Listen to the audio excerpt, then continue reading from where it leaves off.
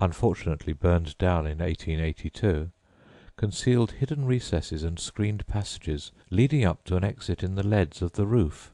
In one of these recesses curious 17th-century manuscripts were found, among them the household book of a certain Joyce Jeffreys during the Civil War.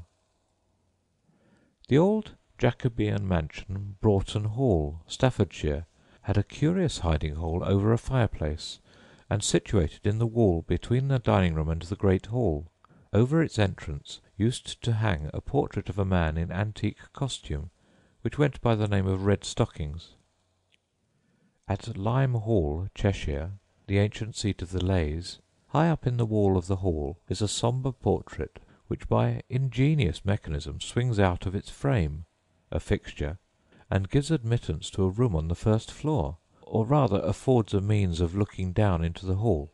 We mention this portrait more especially because it has been supposed that Scott got his idea here of the ghostly picture which figures in Woodstock. Footnote: a large panel in the long gallery of Hatfield can be pushed aside, giving a view into the great hall, and at Ockwell's and other ancient mansions this device may also be seen. End footnote.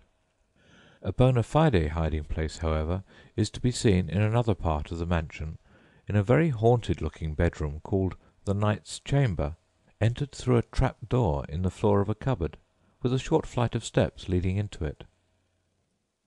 Referring to Scott's novel, a word may be said about Fair Rosamond's famous bower at the old palace of Woodstock, surely the most elaborate and complicated hiding-place ever devised. The ruins of the labyrinth leading to the bower existed in Drayton's time, who described them as vaults arched and walled with stone and brick, almost inextricably wound within one another, by which, if at any time her (Rosamond's) lodging were laid about by the Queen, she might easily avoid peril imminent, and, if need be, by secret issues take the air abroad many furlongs about Woodstock. In a survey taken in 1660, it is stated that foundation signs remained about a bowshot south-west of the gate. The form and circuit both of the place and ruins show it to have been a house of one pile, and probably was filled with secret places of recess and avenues to hide or convey away such persons as were not willing to be found if narrowly sought after.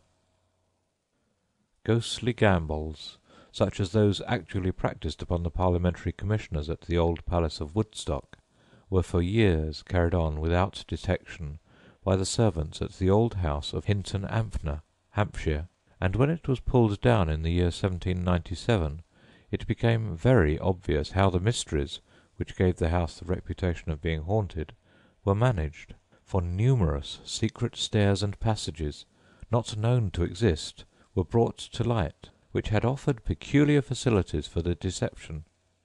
About the middle of the 18th century the mansion passed out of the hands of its old possessors, the Stukeleys, and shortly afterwards became notorious for the unaccountable noises which disturbed the peace of mind of the new tenants. Not only were there violent knocks, hammerings, groanings, and sounds of footsteps in the ceilings and walls, but strange sights frightened the servants out of their wits.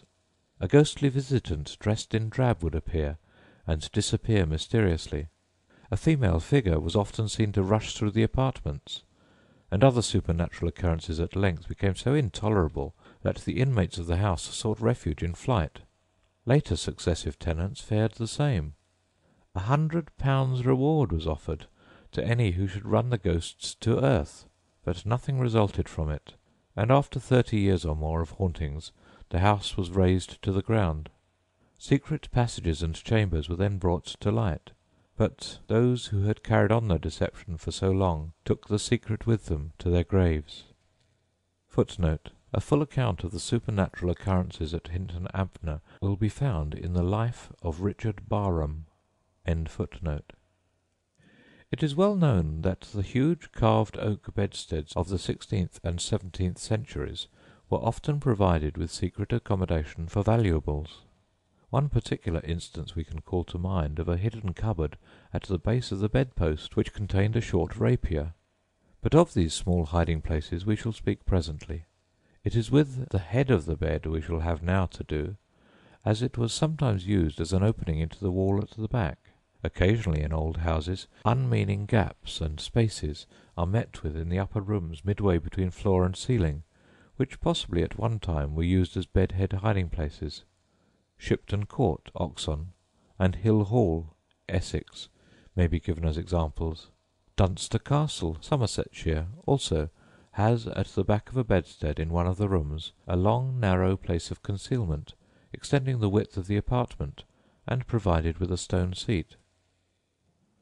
Sir Ralph Verney, while in exile in France in 1645, wrote to his brother at Claydon House, Buckinghamshire, concerning the odd things in the room my mother kept herself, the iron chest in the little room between her bed's head and the back stairs. This old seat of the Verneys had another secret chamber in the middle story, entered through a trap-door in the muniment room at the top of the house. Here also was a small private staircase in the wall, possibly the back stairs mentioned in Sir Ralph's letters. Before the breaking out of the Civil War, Hampden, Pym, Lord Brooke, and others of the parliamentary leaders held secret meetings at Broughton Castle, Oxon, the seat of Lords Say and Seal, to organise a resistance to the arbitrary measures of the king.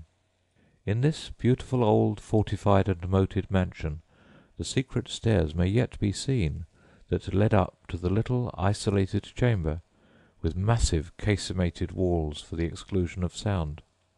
Anthony Wood, alluding to the secret councils, says, "Several years before the Civil War began, Lord Say, being looked upon as the godfather of that party, had meetings of them in his house at Broughton, where there was a room and passage thereunto, which his servants were prohibited to come near. There is also a hiding-hole behind a window-shutter in the wall of a corridor, with an air-hole ingeniously devised in the masonry." The old dower house of Fawsley, not many miles to the north-east of Broughton, in the adjoining county of Northamptonshire, had a secret room over the hall, where a private press was kept for the purpose of printing political tracts at this time, when the country was working up into a state of turmoil. When the regicides were being hunted out in the early part of Charles II's reign, Judge Mayne secreted himself at his house, Dinton Hall, Bucks, but eventually gave himself up. The hiding-hole at Dinton was beneath the staircase, and accessible by removing 3 of the steps. A narrow passage which led from it to a space behind the beams of the roof had its sides or walls thickly lined with cloth, so as to muffle all sound. Footnote: there is a tradition that it was a servant of Mayne who acted as Charles I's executioner. End footnote. Bradshaw Hall, in north-west Derbyshire, once the seat of the family of that name, of which the notorious president was a member, has or had a concealed chamber high up in the wall of a room on the ground floor, which was capable of holding 3 persons. Of course, tradition says the wicked judge was hidden here. The regicides, Colonels Whaley and Gough, had many narrow escapes in America, whither they were traced. What is known as Judge's Cave in the West Rock, some 2 miles from the town of New Haven, Connecticut, afforded them sanctuary. For some days they were concealed in an old house belonging to a certain Mrs. Ayers, in a secret chamber behind the wainscoting, the entrance to which was most ingeniously devised. The house was narrowly searched on May 14th, 1661, at the time they were in hiding.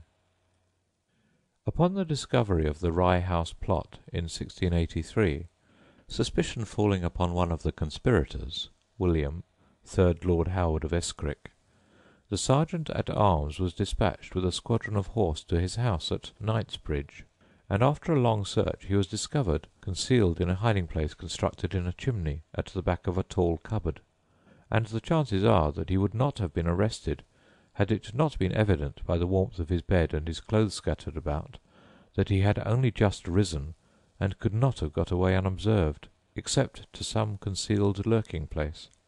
When discovered, he had on no clothing beyond his shirt, so it may be imagined with what precipitate haste he had to hide himself upon the unexpected arrival of the soldiers. Numerous other houses were searched for arms and